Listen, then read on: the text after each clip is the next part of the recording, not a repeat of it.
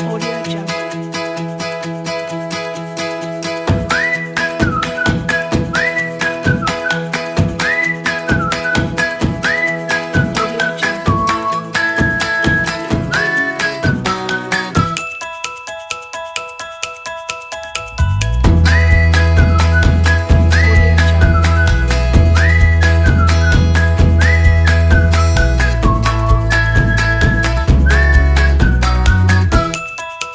Audio Jungle. Audio Jungle.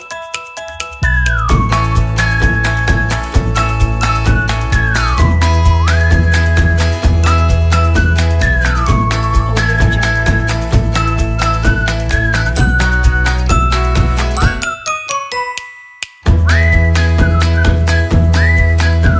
Audio Jungle.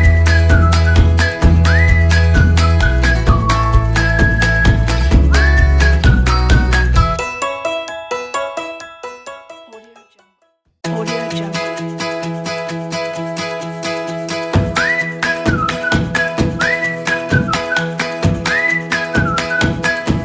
Baiklah Bapak Ibu, selamat pagi.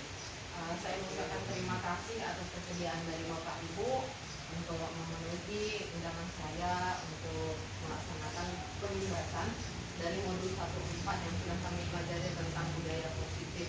Saya sudah membagikan slide tadi, ya tidak repot Bapak Ibu, saya bagikan slide dari handphone saja.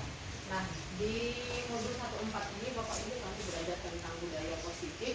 Sama-sama kita tahu kalau budaya positif itu seperti yang sudah kita lakukan sebelum-sebelumnya, seperti mencuci tangan sebelum masuk ke dalam kelas, tentunya mematuhi protokol kesehatan. Lalu selainnya adalah menghormati guru, bersikap ramah terhadap teman, guru ataupun yang lainnya. Nah, di materi kami di modul 1.4 ini kami lebih ditekankan lagi tentang bagaimana sih sebenarnya budaya positif itu secara gamblang. Jadi di sini tuh apa yang mesti sih dipahami dalam budaya positif ini? Di sini itu ada 5 hal yang harus dipahami di dalam budaya positif. Yang pertama adalah disiplin positif dan motivasi. Yang kedua adalah keyakinan kelas yang kita buat di kelas kita masing-masing. Yang ketiga adalah pemenuhan kebutuhan dasar dari manusia itu sendiri. Yang keempat adalah 5 posisi kontrol seorang guru ataupun tenaga pendidik.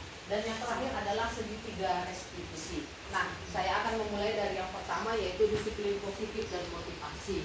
Nah, Bapak Ibu, kita tahu bahwa di sekolah kita ini memiliki peraturan, tata aturan masing-masing yang harus dituruti ataupun yang harus dipatuhi oleh kita sebagai tenaga pendidik maupun untuk peserta didik kita. Nah, menurut Ki Hajar Dewantara, Bapak Ibu, seperti yang sudah sebelum-sebelumnya saya sampaikan bahwa di mana ada kemerdekaan, disitulah harus ada disiplin yang kuat. Walaupun disiplin itu bersikap self disiplin, yaitu kita sendiri yang mewajibkan kita dengan sekeras-kerasnya, tetapi itu sama saja, sebab jikalau kita tidak cakap melakukan self disiplin, wajiblah penguasa lain mendisiplinkan diri kita, dan peraturan demikian itulah harus ada di dalam suasana mereka. Nah, Bapak Ibu, mendisiplinkan diri sendiri itu harus kita awali dari kita sebagai tenaga pendidik, karena seperti yang kita tahu adalah guru itu sebagai contoh, guru itu sebagai orang yang menuntun. Jadi pada dasarnya guru itu harus memulai dulu mencontohkannya kepada murid-murid agar nantinya juga murid-murid itu bisa meniru apa yang kita lakukan.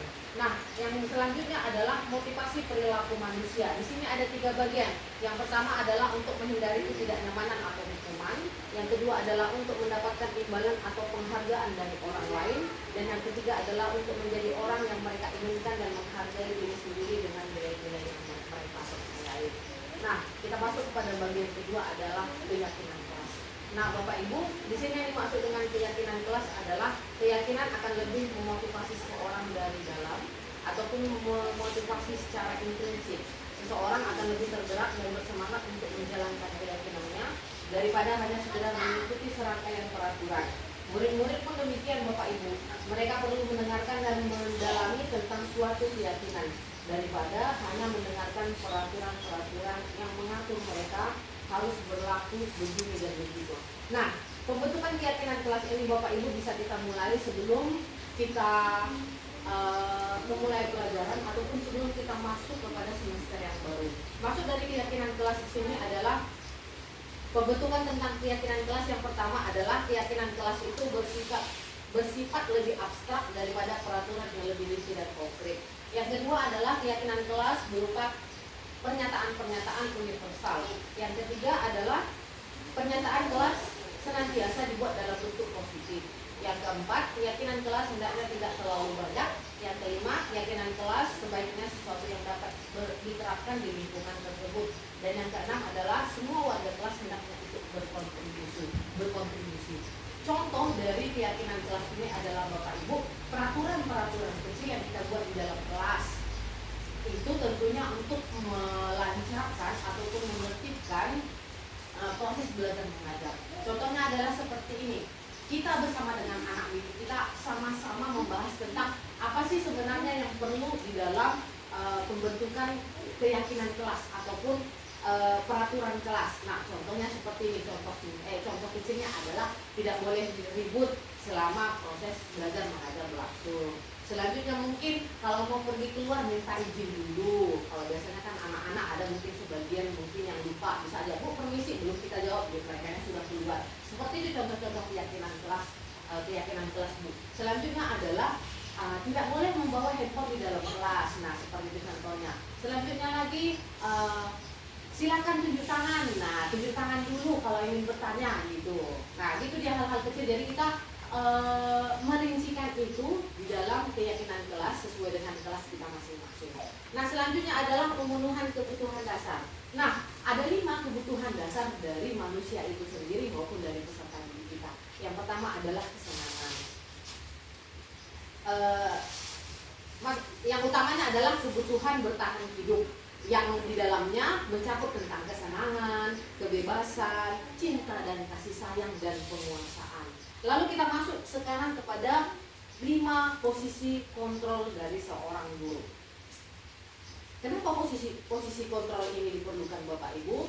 Untuk kita bisa berpedoman apa yang harus kita lakukan kalau seandainya nanti ada dari anak didik kita itu yang tidak mengikuti keyakinan kelas ataupun melanggar keyakinan kelas. Nah, yang pertama adalah sebagai penghukum. Nah, kadang-kadang Bapak Ibu di dalam kita melakukan keyakinan kelas ataupun di dalam kita melaksanakan proses belajar mengajar, tentunya tidak menutup kemungkinan pasti peserta didik kita itu ada yang melakukan kesalahan.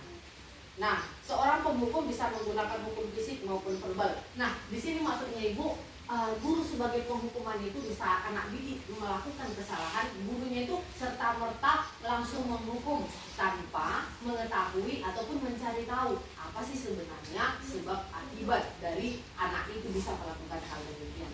Lalu yang kedua adalah membuat orang merasa bersalah. Di sini maksudnya membuat orang merasa bersalah adalah anak yang salah itu tadi semakin kita tekan dia. Istilahnya kita lebih menggarismerahkan, oh ternyata kamu salah. Dia sudah salah tetapi kita masih membuat dia merasa bersalah, mungkin dengan sikap, mungkin dengan perkataan ataupun yang lain sebagainya. Yang ketiga, posisi kontrol sebagai teman. Nah, di saat anak didik kita, peserta didik kita melakukan kesalahan, kita menempatkan diri sebagai teman. Artinya sebagai teman adalah bisa diajak tukar pikiran, bisa lebih dekat lagi sehingga anak didik itu bisa lebih terbuka kepada kita. Yang keempat adalah monitor atau pemantau. Nah, pada saat anak-anak itu misalnya melakukan kesalahan ataupun melanggar dari keyakinan kelas itu sendiri, kita hanya memposisikan diri kita sebagai monitor atau pemantau ataupun hanya mengawasi saja tanpa memberikan jalan keluarnya. Yang terakhir adalah sebagai manajer. Nah, sebagai manajer di sini yang dimaksud adalah Bapak Ibu, kita hanya memfasilitasi murid-murid itu. Misalnya, kalau seandainya ini posisi manajer biasanya ini banyak dilakukan oleh kepala sekolah.